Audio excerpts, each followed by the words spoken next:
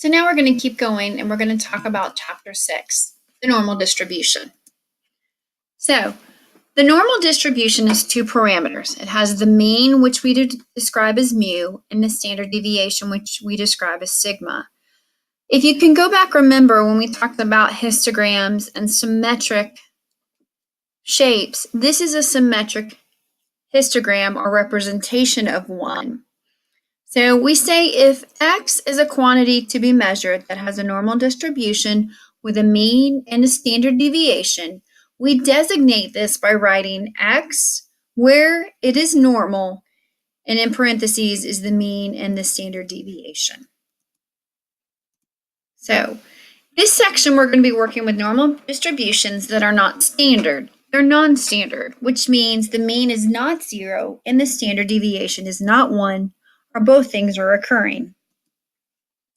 The key concept is we transform the original variable x to a standard normal distribution by using the following formula. Z-score. So the z-score equals the original value minus the mean over the standard deviation. You round your z-scores to 2 decimal places. We did something similar to this in chapter 2, and it's towards the end of chapter 2 where we did use the z-score to be able to convert between the mean, the standard deviation, and the z-score. So we're going to convert normal distribution to standard normal distribution. When we do that, we take our original data, which is an A, we run it through the z-score formula, and then it'll convert to B. The reason we do this is if we can convert the original data into the standard normal distribution, we can get more information on the probabilities that occur within that data because it is symmetric. So let's use the z-score. Suppose X, where is normal, where the mean is 5 and the standard deviation is 6. So suppose X equals 17. Find the z-score and interpret what that means. And then again, suppose X is 1. Find the z-score and interpret what that means. So for 17, the z-score is 2.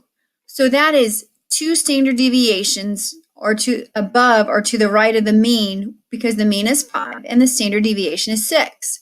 So you notice I did 5 plus 2 times 6 equals 17. The pattern is the mean plus the z times the standard deviation equals x. For x equals 1, the z-score is negative 0.67.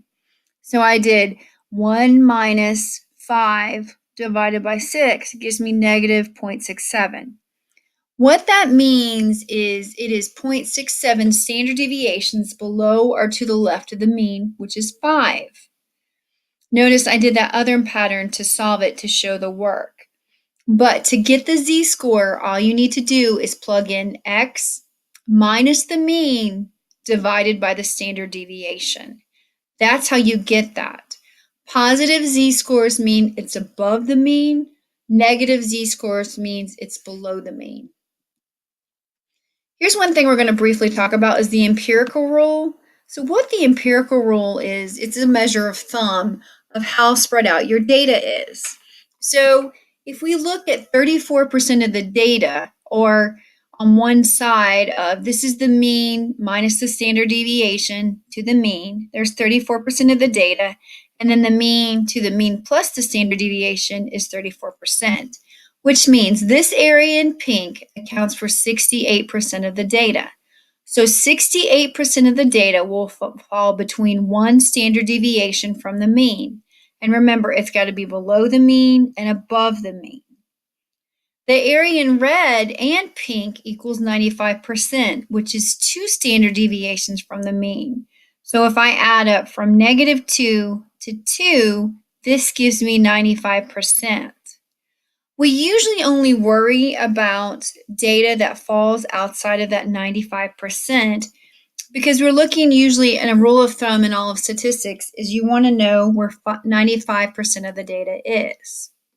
If I want to break it down further, between 3 standard deviations of the mean from here, from the blue to the blue, is 99.7. The remaining from here in orange to here equals 100 and accounts for the rest of the data. Using the empirical rule. So you use the z-score to solve these problems. If your mean is 500 and your standard deviation is 100, what percentage are less than 300? So what you have to do is you get 300 minus 500 divided by 100 gives you -2. So that means -2 and below the mean. So you add up the percentages below -2. So it's 0.15% plus 2.35% gives you 2.5%. So if the question had said percentages above 300, you would add the percentages above -2. Or you could do 1 minus your answer from the previous page to give you 97.5% of the data falls above 300. So if the question says the percentage between 300 and 700, then you'd add the percentages of -2 to 2, and that would give you 95%, which the theorem supports. So say the mean is 79 and the standard deviation is 10. You want to find the percentage below 69. Solve it using the z-score and find the percentage. So using the z-score, 69 minus 79 divided by 10 is -1. So go back to the graph that I made and add all the percentages below -1. So you get 0.15% plus 2.35% plus 13.15 gives you 16%. So 16% of the data is below 69. Cautions. Choose the correct left and right of the graph. Negative z-scores imply that it's to the left of the mean. Positive z-scores implies it's to the right of the mean. Areas less than 50% to the left, while areas more than 50% are to the right. Areas or probabilities are positive or zero values, but they're never negatives. Remember, I said you cannot have a negative probability, and it's the same for the areas.